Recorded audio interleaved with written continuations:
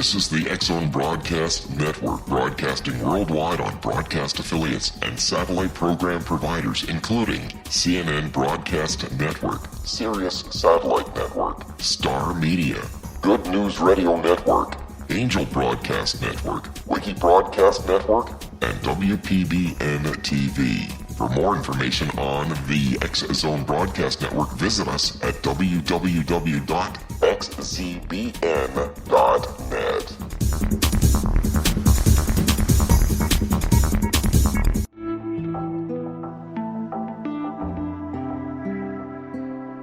Take a step back in time and discover old Florida cuisine at Marsh Landing Restaurant in Fellsmere. Enjoy delicacies such as frog legs, gator tail, catfish, and swamp cabbage, or enjoy the more traditional cuisine like hand-cut Angus steaks, ribs, and seafood. Join us for breakfast with a southern flair featuring sweet potato pancakes, biscuits and gravy, and much more. Planning a party? Marsh Landing's private dining room can accommodate groups from 8 to 80 people. While you're visiting, enjoy the historic pictures, artifacts, and stories that line the walls. Marsh Landing is truly a unique experience. Marsh Landing Restaurant, 44 North Broadway in historic Fellsmere, or visit marshlandingrestaurant.com. Marsh Landing, Old Florida cuisine at its best.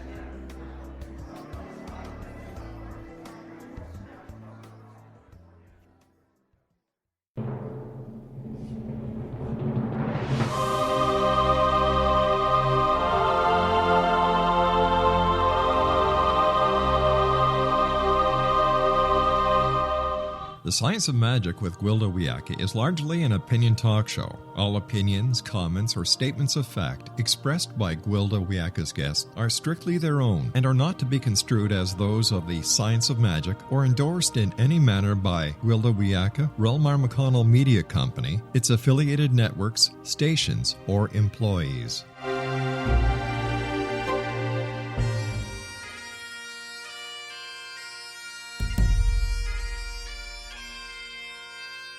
Welcome to the Science of Magic with Gwilda Wiyaka, a program dedicated to uncovering the unified nature of reality and humanity's ever-evolving place as truly galactic beings.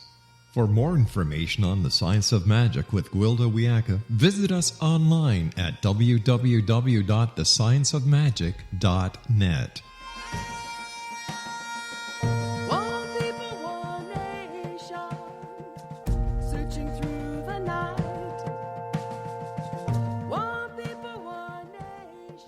Welcome to the Science of Magic, a place where science and magic come together to transform fact into evolving truth. We're coming to you through the leader in innovative paranormal programming, the X-Zone Broadcast Network, xzbn.net, and can also be found on our website, thescienceofmagic.net. I'm your host, Gwilda Wiyaka. This hour we'll be exploring, who do you think you are? I was 5 years old the first time I was asked the question. My stepmother was putting fresh flannel sheets on my step-siblings' beds. I asked if I could have some too, and she responded, "Who do you think you are?" At the time, I thought it was a serious question rather than a reprimand, so I pondered it at length, only to find I didn't have an answer. Even at the ripe old age of 5, I did know who I was not. I was not who she thought I was, the source of all the family's woes. I was not who I'd been somewhere long ago and far away, and I was not who I would become. Now, here I am. I won't tell you how many years later, and I still can't answer the question. There were times I thought I knew who I was, only to find I was identifying with a job or a role. Occupations and archetypes are what we're doing, but not who we are. Other times I identified with how others saw me, but that proved false as well. For we can only observe each other through our own filters, offering a distorted view at best. At first it was disconcerting, as everyone around me seemed to know who they were. But I finally recognized that it wasn't that they really knew who they were, so much as they were unaware they didn't know. When we think we know who we are, we identify with the concept and become what we've identified with. This freezes us in a false identity and compromises our potential. When we take on an identity, there's an assumption we're isolated and separate, that we end at boundaries set by our identity, at which point other things begin. In reality, we're all part of the quantum soup. It's only our beliefs and identities that separate and disempower us. I now understand that at the same time I'm everything and nothing at all. We must let go of who we think we are in order to become all we can be. As long as we don't identify with our next accomplishment, we're free to continually evolve and recreate our lives. We're living in unprecedented times. Our solar system is entering a more highly charged portion of the galaxy, bathed in increasingly higher frequencies. As a result, everything's becoming much more fluid and malleable. Anything we intend or believe has a greater, more instantaneous impact upon our reality than in times past. The key to evolutionary living is to set clear intent and focus on what we want to accomplish or experience, while letting go of what has been. If we can do this, we will soon find ourselves in the presence of people and circumstance supporting our intent. It's up to us to recognize the opportunity and take proper action. All religions speak of faith. This is where faith comes in. If we have faith in the way life works and in our ability to co-create, we'll be able to recognize the opportunities our intent draws to us. If instead we have faith in our limitations, in our victimhood, opportunities will slip by, unnoticed. Just the other day, I was again confronted with the question when I unwittingly cut in front of a lady in the grocery store checkout line. "Who do you think you are?" she snapped irritably. After profusely apologizing for not seeing her, I answered the question for the very first time. "Why, who do I think I am? I haven't a clue." And for this, I'm eternally grateful. Our guest this hour is Guy Finley, the acclaimed author of The Secret of Your Immortal Self, The Secret of Letting Go, The Essential Laws of Fearless Living, and 35 other major works that have sold over 1 million copies in 18 languages worldwide. In addition, he's presented over 4,000 unique self-realization seminars throughout North America and Europe. He's a member of the faculty of Omega Institute and a daily contributor to Beliefnet. After this commercial break, I'll introduce Guy, and together we'll examine identity and the immortal self. Should be divine, so don't go away. You're listening to The Science of Magic. Prior innovative episodes can always be found on our website, thescienceofmagic.net.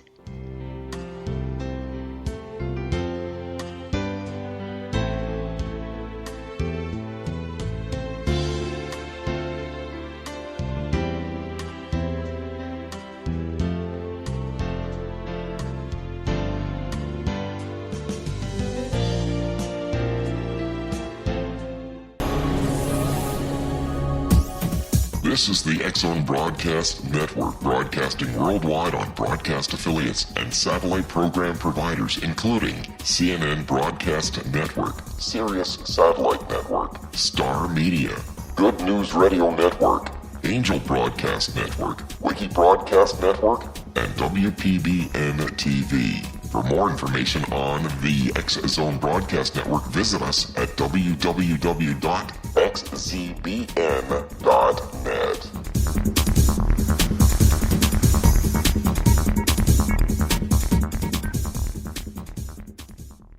How would you like to be able to read other people's minds? Well, the next best thing is here. When you know how to read a person's name, you know how the person thinks, feels, and behaves. Each letter in our name holds a key to unlock our true essence. Our name contains both our gifts and challenges in this lifetime. Mnemology science discovers personality secrets hidden in the placement of the letters of our names, including the first and last impression people remember about us. Sharon shows us how to interpret the arrangement of letters as outlined in her book, Know the Name, Know the Person. Sharon Lynn Wyeth created mnemology science after 18 years of research and testing her theories, and has supported thousands of people around the world in understanding themselves and others better. You'll enjoy Sharon's unique teachings as she shares her system to learn the gifts behind your given birth name. Even if you don't like your birth name, there are jewels in this book. If you're thinking of changing your name, ready to name your child, or wanting to get along better with others, this is the book for you. If you'd like to improve your relationships and change your life for the better, get the book today, Know the Name, Know the Person, or visit www.knowthename.com. That's www.knowthename.com.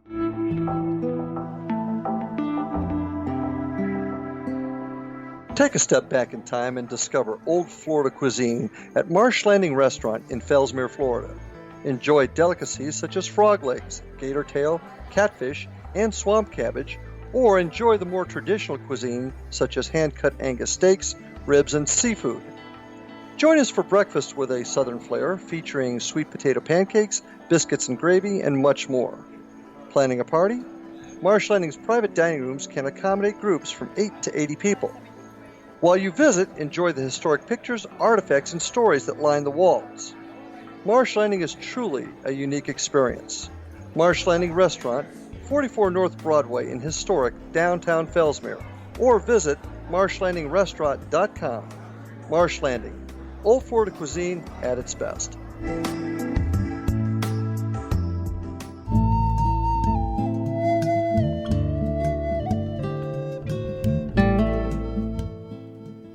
Welcome back. This is the Science of Magic, dedicated to unification and evolution of consciousness.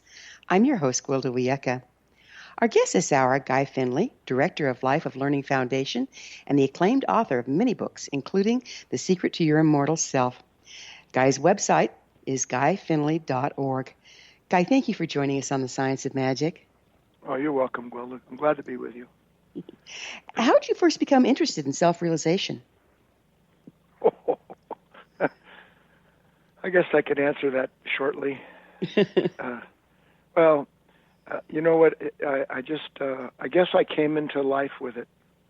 It started for me around 7 years old, maybe 8, and I had some unusual experiences which we'll leave unsaid right through the age of 12 or 13, and then my work, my studies began in earnest. As a preteen. I mean, that's really the bottom line. Just kind of came into a world that was, most people would say, was envious, would be envious of. My father was a Time magazine man of the decade, a pioneer, front runner in the entertainment industry, really initiating the whole idea of television talk shows, late night television talk shows, before names most of the people would never even know anymore. Steve Allen, Johnny Carson, Jack Parr. And that's the world I was raised in.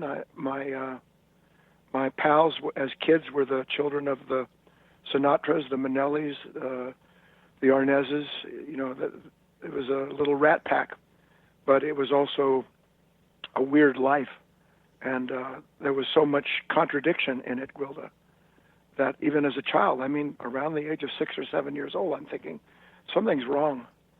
Why when there's so much, is there so much anger? Why with so much prosperity is there so much pain? Just real contradictions that my little mind at that point, having no knowledge of a direct kind relative to experience, could put into perspective. So it took me, well, I shouldn't say it took me. It's still taking me. I'm 68 now, and I'm still working hard.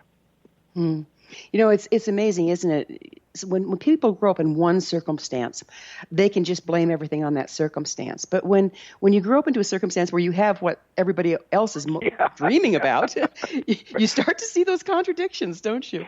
Yeah, there's no question about it. It's a phenomena I'm grateful for, because although I can't say that how should I say this? The only thing that changes us, that really changes us, is a very direct relationship with experience. And most of us don't have direct relationship with experience. We experience what our mind tells us is the experience, and that's not the experience. So it takes a long time to sort through the difference between what the mind is talking to us about versus what is being produced by the mind that it's hiding through its conversation. I hope that wasn't too convoluted. No, I think I get it. So it's like in order to be in an experience, you have to be fully present in the moment rather than in your mind down the road or in the history. Is that what we're talking? Yeah. If your mind is talking to you, you're experiencing your past, period. Wow. So you speak of the enlightened life. What exactly is that? It is what we're talking about, actually. People have most people have a very strange idea about what it means to wake up or to be realized. It is not something that happens in a flash, although there are a number of illuminating moments that lead to a more concrete relationship with direct experience. But the fact is that an enlightened life, as far as I understand it at this point in my work, is one's, and this is an important distinction, is one's capacity, which has to be developed, to remain attentive to what is unfolding in the moment. No commentary about it, no resistance to it, or more accurately, using the innate resistance that appears between ourselves and the will of a greater moment to keep us in that place where, as St. Paul said, we die to ourselves moment to moment, by recognizing that the real relationship with life is not one of trying to become something, but rather of seeing what you are being made into and what you can and what is given up moment to moment. That's, I think, a better definition of of an enlightened life. It is one in which the light, this intelligence, this consciousness, real consciousness in us, it is consistently present, and it is observing. It is, for all intents and purposes, conscience is making choices independent of what one would wish or not wish. So I guess I'll stop there. So is it kind of like stepping out of your conditioning, stepping out of the agreed-upon reality of the culture and being available for what's really going on? That's a good description of it. But what we're describing here is not something that the intellect does. It's not about trying to step out.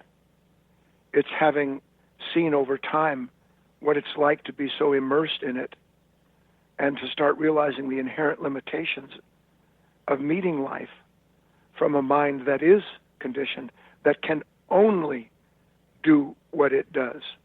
So the work of realizing oneself is much more a process of negation, of nullification, than it is of affirming something.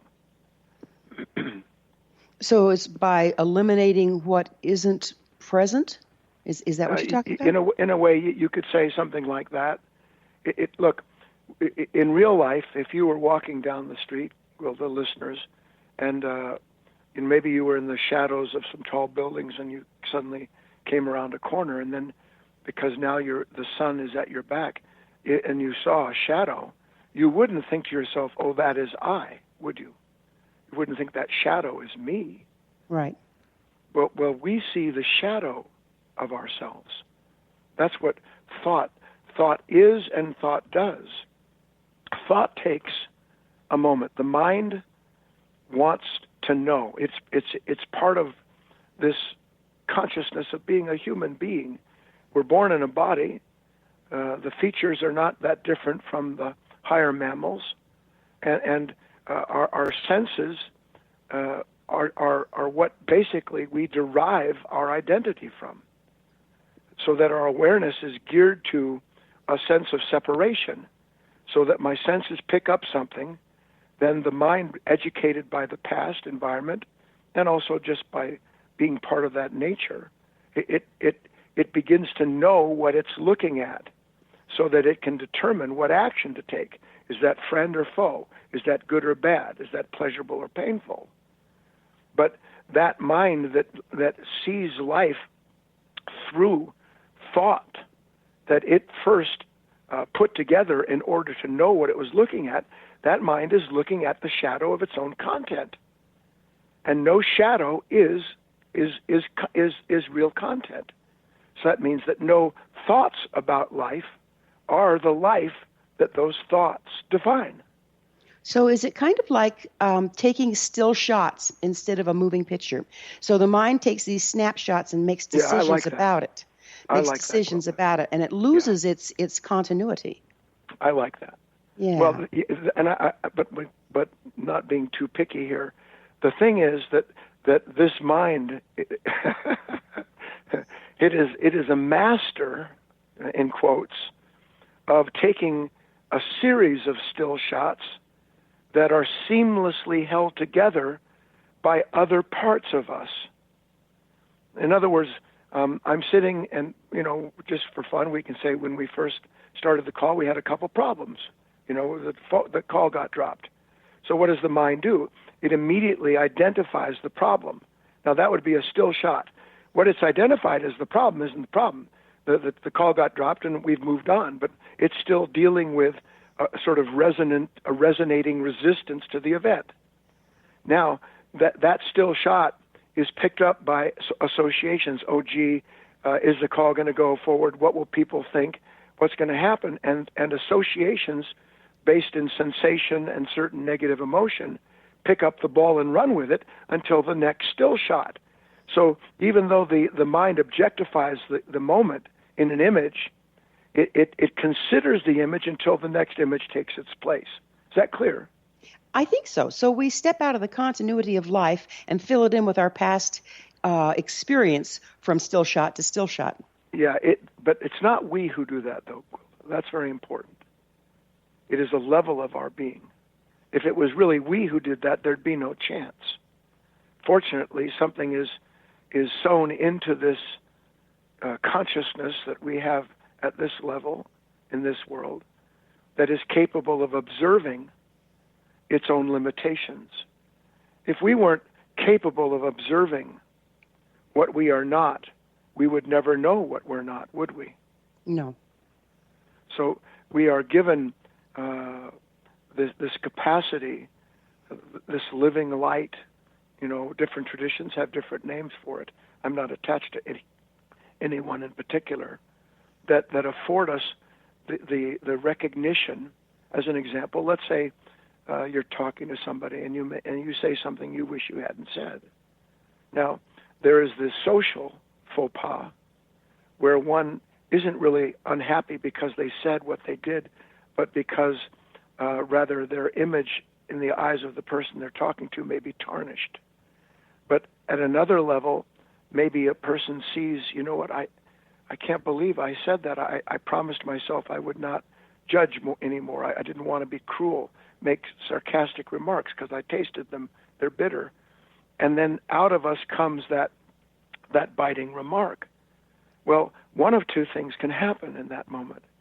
We can either observe clearly that something just used my mouth, came through my emotions, and did what I don't want to do. It did the evil I don't want to do. And then we remain seeing that. We understand something is acting in me presently that is not I. And now I must, as you said, withdraw.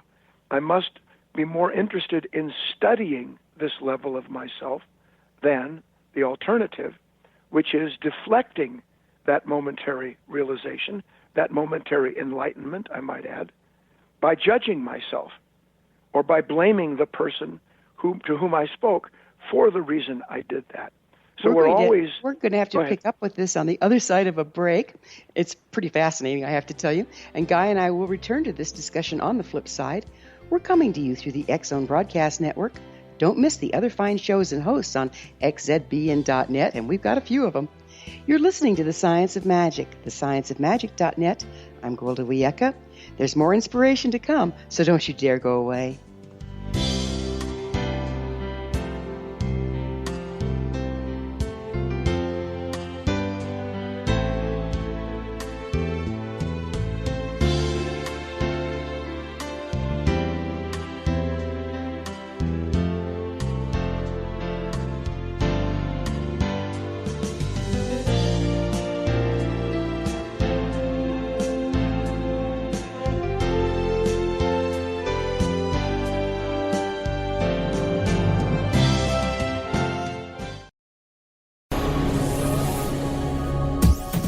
This is the X-Zone Broadcast Network, broadcasting worldwide on broadcast affiliates and satellite program providers, including CNN Broadcast Network, Sirius Satellite Network, Star Media, Good News Radio Network, Angel Broadcast Network, Wiki Broadcast Network, and WPBN TV. For more information on the X-Zone Broadcast Network, visit us at www.xzbn.net.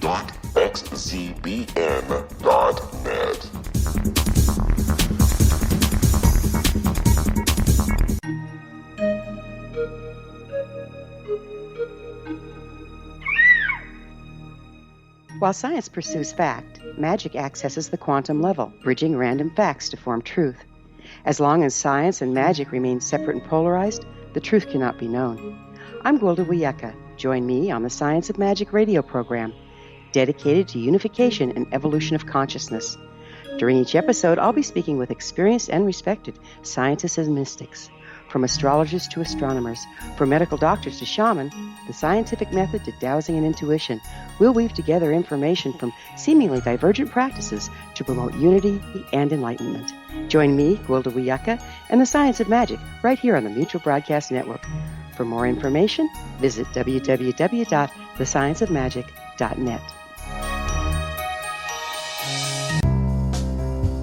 Gibbs A. Williams, Ph.D., is a practicing psychoanalyst, supervisor, researcher, and author in New York City. Much of his life has been dedicated to understanding nature and the uses of meaningful coincidences or synchronicities. His radical and original non-Jungian, non-mystical, non-magical theory of synchronicities illuminates much of the fog surrounding this challenging and perplexing topic. His ideas and manners are fresh, presented in a style that is both entertaining and highly informative. He is also an expert on crisis intervention, specially focused on violence reduction for the police and citizens, mastering anxiety, frustration, and stress without the use of medication, and effectively preventing and treating heroin addiction. Dr. Williams can be contacted at his email address at gwwilliamsny11@aol.com or visit his website at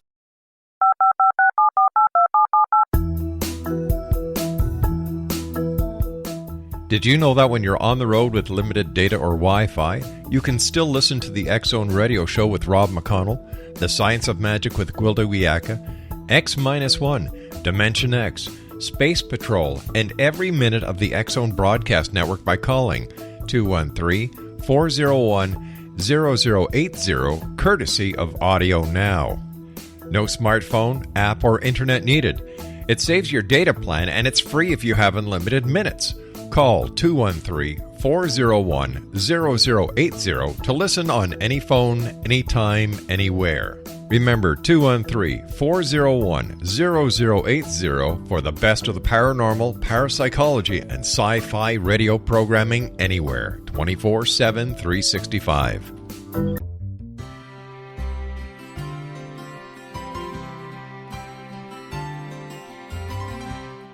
True healing must address 4 levels: physical, emotional, mental, and spiritual, for us to live joyful and productive lives. We tend to treat 3 of the 4, leaving the spiritual languishing. If you're tired of the same dysfunctional patterns cropping up in your life, soul balancing is for you. Trixie Phelps, owner and founder of Soul Balancing, is a naturally gifted energy healer trained in numerous esoteric forms, including shamanism. Trixie has created a powerful modality that safely and effectively clears your energetic field. A soul balancing session can remove interference, heal trauma, and restore your hope. Contact Trixie for a life-changing long-distance session today, www.soulbalancing.world.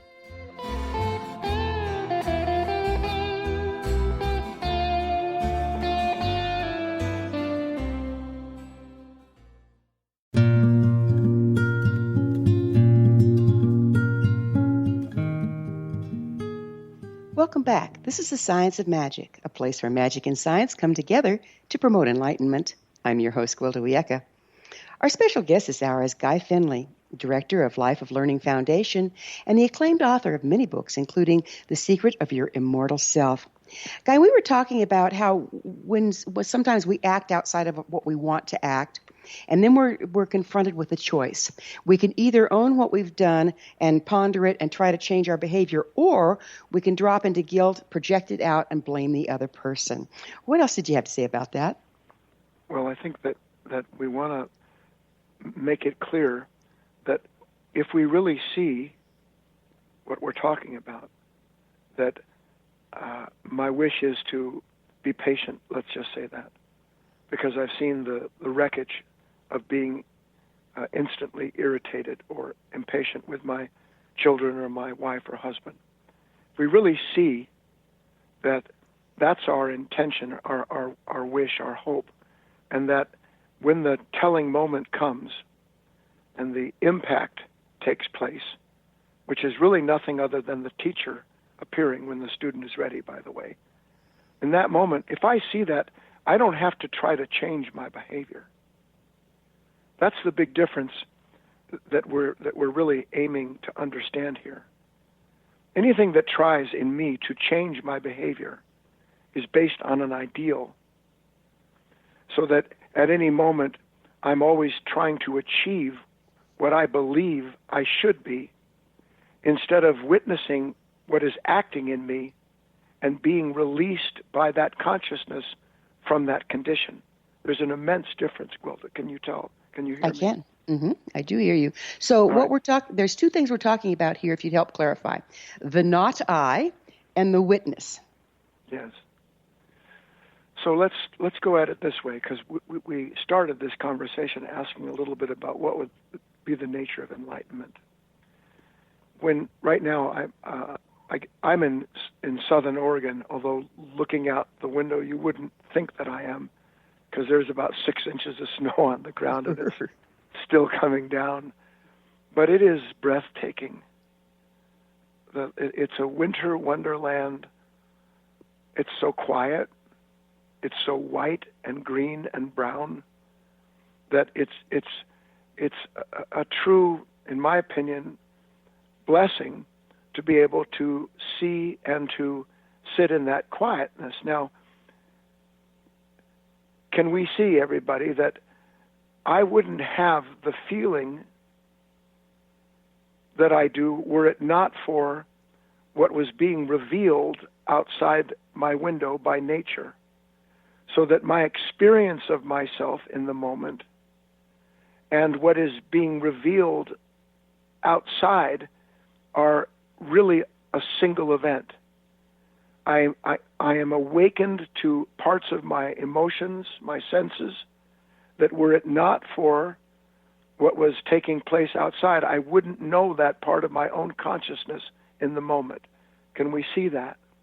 It's being totally present with what's actually going on within and without, and knowing there's no separation. But there's no effort. There's no wish for that. It is what it is. The observer, meaning, Guy sitting here, and what he's observing, nature, are in an accord that is registered by the experience of it, so that there is just the beauty, there is just the quiet. No one there having the experience. Now, if we can see that that's true, I look out maybe an hour from now, and I've been hand feeding deer for 30 years on top of this mountain, and here come all my kids. They bring up a completely different feeling in me when they appear. Again, the revelation of the moment helps bring out of me a level of consciousness that I'm not present to until the conditions allow it. So that what we're getting at here is that in the moment of the revelation, there is a simultaneous awakening of a part of my consciousness that is present when the conditions allow. Everybody still with me? I am. All right. So that means that, in a manner of speaking, that the moment itself is a kind of teacher.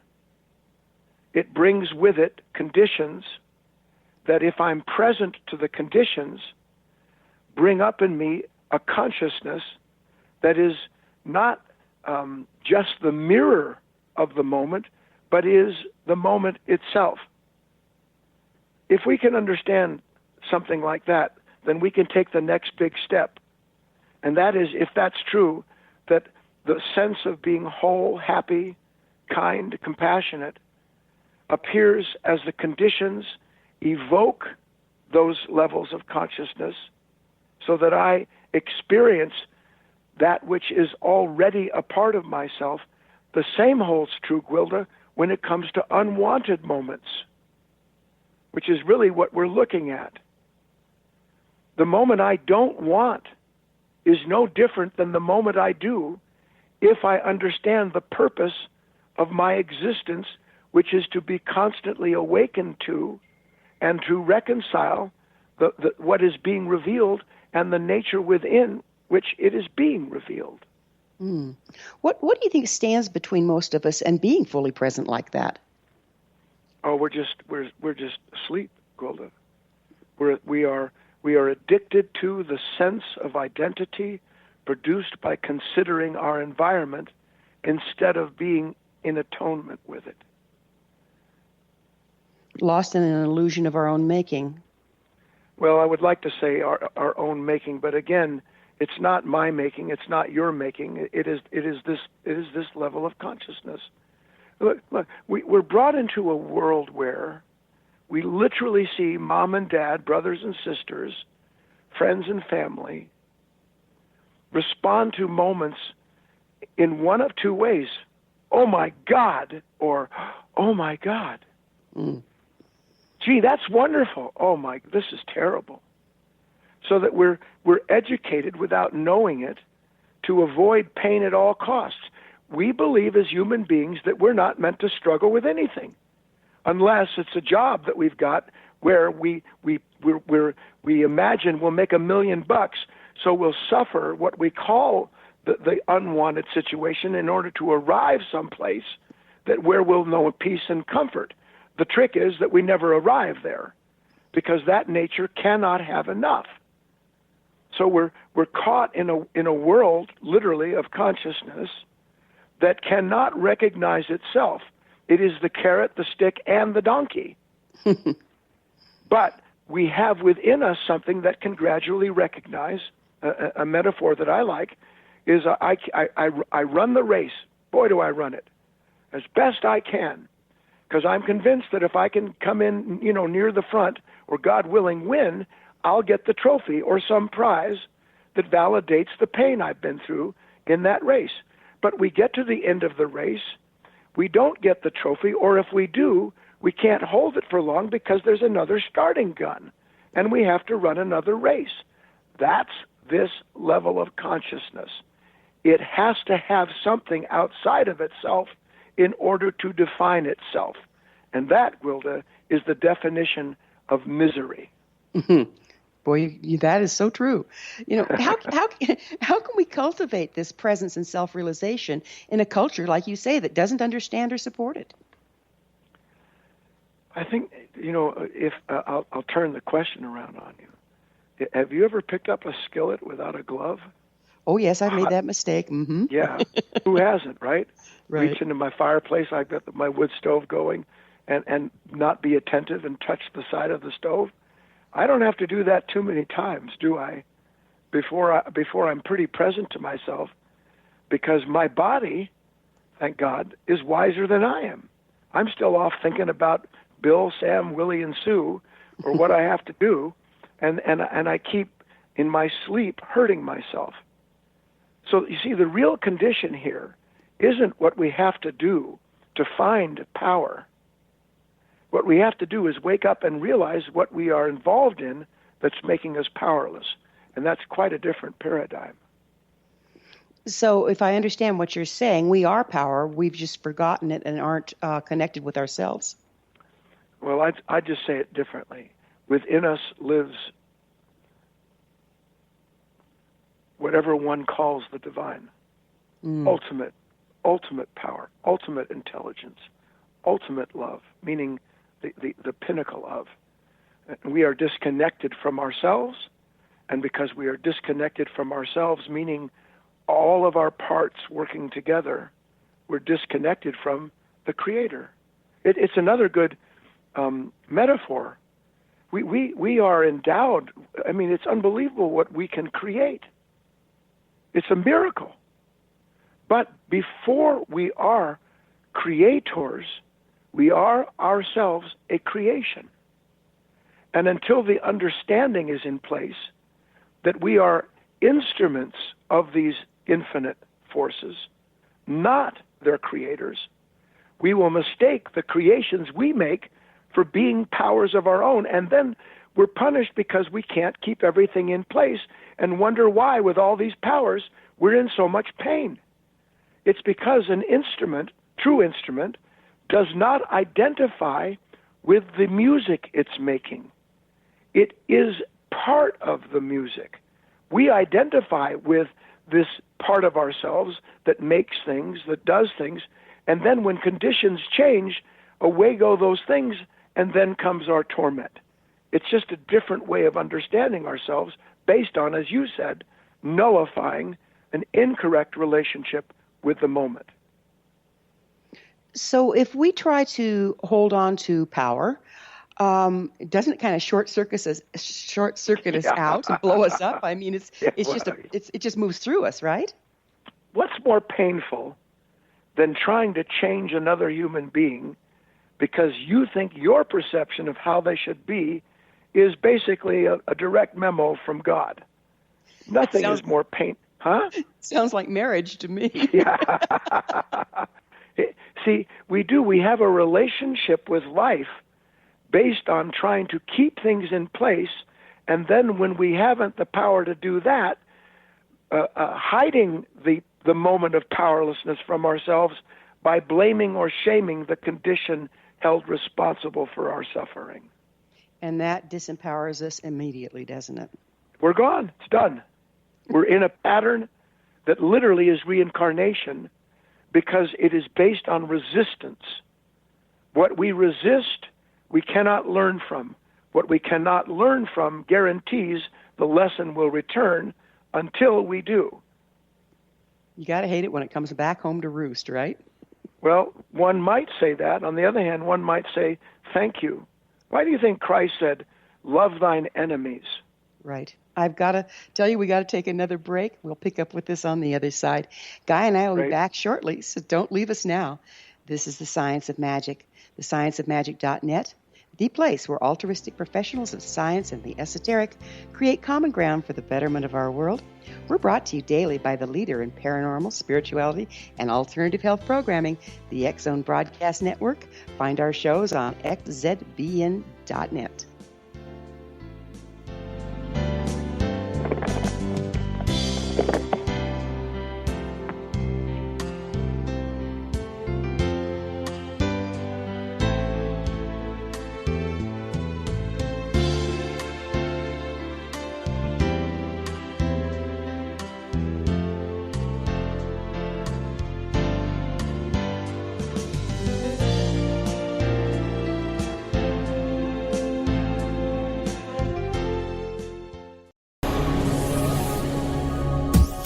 This is the X Zone Broadcast Network, broadcasting worldwide on broadcast affiliates and satellite program providers, including CNN Broadcast Network, Sirius Satellite Network, Star Media, Good News Radio Network, Angel Broadcast Network, Wiki Broadcast Network, and WPBN TV. For more information on the X Zone Broadcast Network, visit us at www.xzbn.net.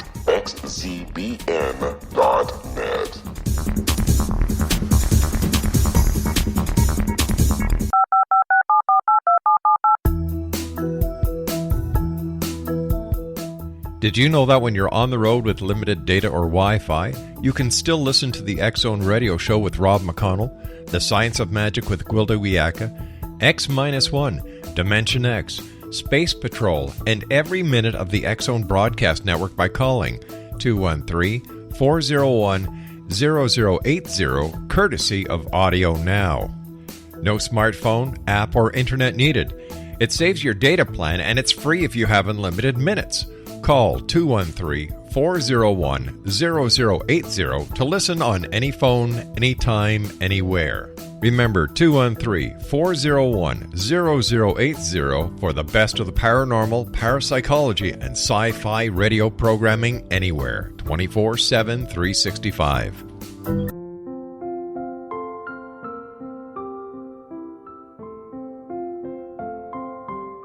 I am Dr. Carl O'Helvey, founder, president of a new cancer foundation focusing on evidence-based physical, mental, and spiritual interventions, including natural cancer cures, prayer, meditation, affirmations, nutrition, and other related holistic cancer prevention and cure modalities. These are used in cancer education, research, and financing care.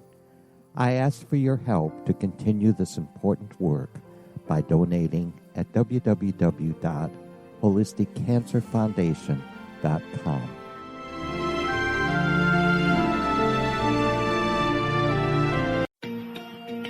Wouldn't you love to know the secret to everything? Well then, meet Dr. Kimberly McGeorge and her cutting-edge breakthrough knowledge that combines science with possibility. Dr. Kimberly brings real-life answers and healing to those open to alternative solutions. She teaches solution-based programs and classes that will change all areas of your life forever. Specializing in conscious creation, intuitive readings, and energy medicine, you can rapidly shift health, relationships, business, and money and abundance challenges quickly. Receive her best-selling book, Secret to Everything, at no cost by going to secrettoeverything.com/X-Zone. That's right, transformation can start now. Just go to secrettoeverything.com/X-Zone and receive Dr. Kimberly's book for free. Little children aren't the only ones afraid of the dark. Millions of soldiers return from war zones with PTSD, anger, frustration, fear, and loneliness, much of which surfaces during the darkness of the night. You have the chance to change the lives of these American heroes. Songs and Stories for Soldiers.us provides free MP3 players for these men and women. With a list of 3 million songs in 16 different styles, 100,000 audiobooks, and 30,000 old-time radio programs, every veteran can find something to soothe and comfort them at no cost. All our players contain an 8-hour audio program designed to help veterans fall asleep. With 1,500 plus vets now participating, it's our goal to deliver 10,000 audio players this year. Go to our website at songsandstoriesforsoldiers.us. Help us help a veteran make it through the night. You're listening to the X-Zone Broadcast Network, www.xzbn.net.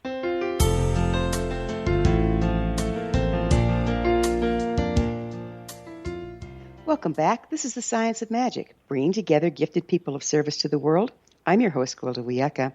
Our guest this hour, Guy Finley, Director of Life of Learning Foundation and the acclaimed author of many books, including The Secret of Your Immortal Self. Guy, I've got a little different direction to go here. Would you speak to what you call self-reliance through self-illumination? Sure, glad to. And it's really not a different direction. What self-reliance through self-illumination means is that we are given within us something that is capable of meeting a moment, even the most difficult ones, without fear, anxiety, or anger. And the reason that we have that capacity is because we can understand the moment instead of trying to control it. When we try to control an unwanted moment, the whole idea of controlling it wouldn't come to mind unless there was fear of what the moment means. Would you agree with me? Absolutely. Listeners might want to write this down. There is no such thing as psychological fear without negative imagination. I love that.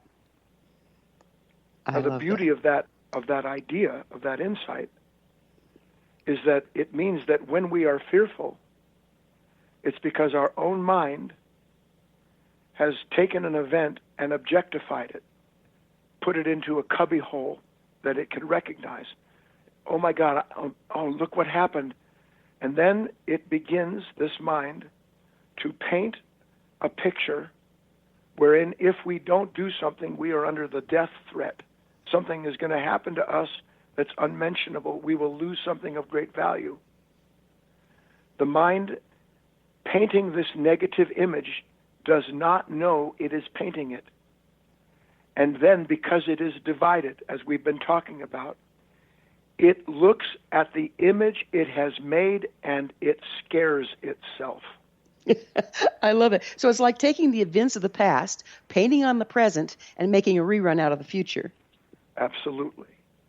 So that, go ahead.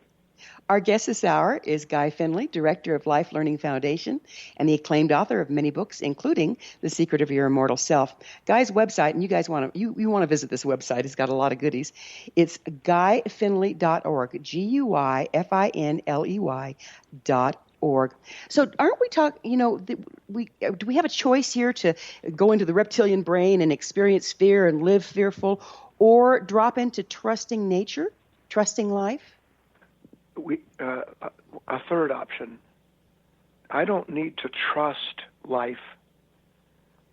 Do I need to trust that I will fall into a hole if I step in it? I need to see the hole before I step into it. We are, again, the passage from the New Testament, I go before you to make the crooked places straight. Mm-hmm. There is something within us that has the capability of wanting to learn the truth of the moment more than it wants to burn over what it says the truth is. Mm-hmm. I have an exercise I could give the listeners, might be a good point to do that, to help to start us working with that.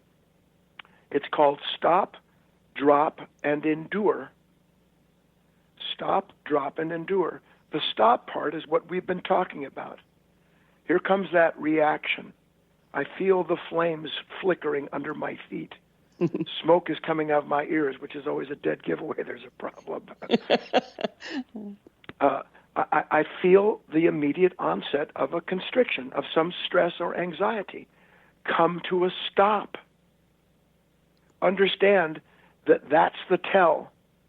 Something in me is immediately resisting the moment. It might be my own thought. Stop.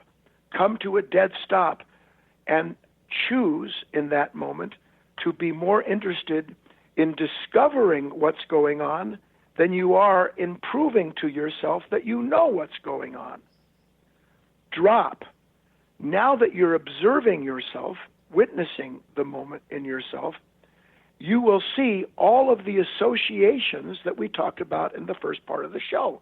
You'll see your own mind start to run by itself all of these pictures, these negative images, these promises, like a parade of thoughts and feelings you'll begin to see moving through you, and instead of taking them to be you, you'll see them as the effort of a level of self trying to control or otherwise protect itself.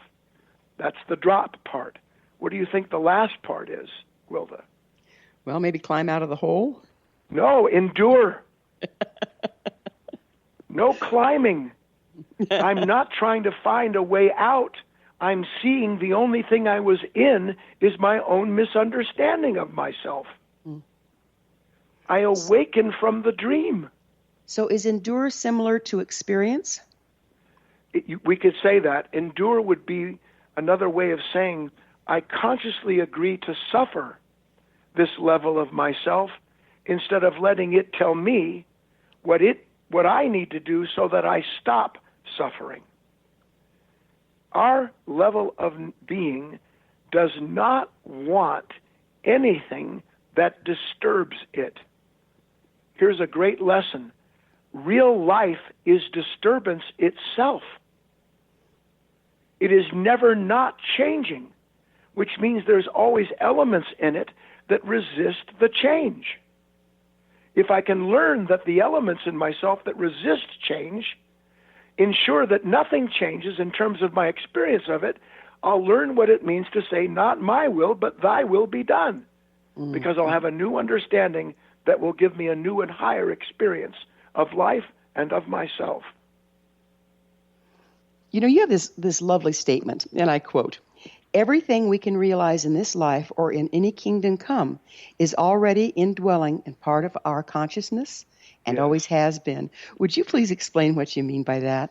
We just covered it. When we talked in the beginning, I said, I look outside, I see this night sky. I'm drawn to the depth of it. I feel the timelessness of it. Well, is the depth and the timelessness in the sky above me? Or is it a celestial feature of my own consciousness that I'm asleep to until something reminds me that that is part of who and what I am? We are not the creators of love, of kindness, of compassion, of patience. We are the instrument of it. There is no greater gift in the world than to recognize and realize that within us is everything we are already looking for outside of us. We just have to wake up and, like the prodigal son, come back home. We have about a little over 2 minutes left in this segment, and I don't want to end without talking about this. You mentioned the stream of our celestial possibilities. How are we celestial? Would you go into that for us? We are celestial in the fact that within us is that there is nothing that we will ever experience that isn't already a part of us. There is nothing we will ever experience that isn't already a part of us, for the pain or the pleasure, for the joy or the sorrow. All that we will experience is already a part of our consciousness. It says in the Old Testament, in the beginning, God created the heaven and the earth. Listeners, this moment is that beginning. It is never not in creation, and we are intended to be a participant consciously in that celestial activity. How can we enter this stream of celestial possibilities? I mean, how can we wake up and get into it? If you want to step into a stream, do you stay on the bank? Got to get your toes wet. You got to get your toes wet. We have to go into these moments that we're trying to avoid at all costs. You know, there's an interesting shamanic concept in Celtic shamanism, and they speak about the joy, sorrow, sine wave. And they said that evolution into your power comes from embracing joy and sorrow in equal measure. This is kind of part of what you're talking about, isn't it? He maketh the sun to shine on good and evil alike. It's all this beautiful parallel that we are intended, that we have the possibility of knowing, not intellectually, but of being the very ground of these converging forces that are giving birth to creation itself moment to moment. It's just that in order to possess, if you want to use that word, the experience, we have to give up the possessions we now have that identify ourselves as being the one apart from that moment. Sell all. It's all one beautiful story, Gwilda. I know you hear it and feel it, and it's just something we just have to gradually recognize and then risk entering into. Taking that risk to leave our comfort zone. To use every moment for the purpose it's given to us. Learn to do that, and you'll have all that your heart desires. Oh, so beautiful. You know, time flies, and we are out of it. Thank you so much for being on the program. Our guest this hour has been Guy Finley. He's the director of Life Learning Foundation and the acclaimed author of many books, including The Secret of Your Immortal Self. Guy's website, and it's full of really good stuff. If you like this, go to his website. It's guyfinley.org. This has been The Science of Magic. Remember, you can always listen to past thought-provoking episodes on our website, thescienceofmagic.net. Until next time, dear ones, may you be blessed with knowledge and comforted with love as you embrace your immortal self. Searching through the night, one people, one nation, searching for the light. One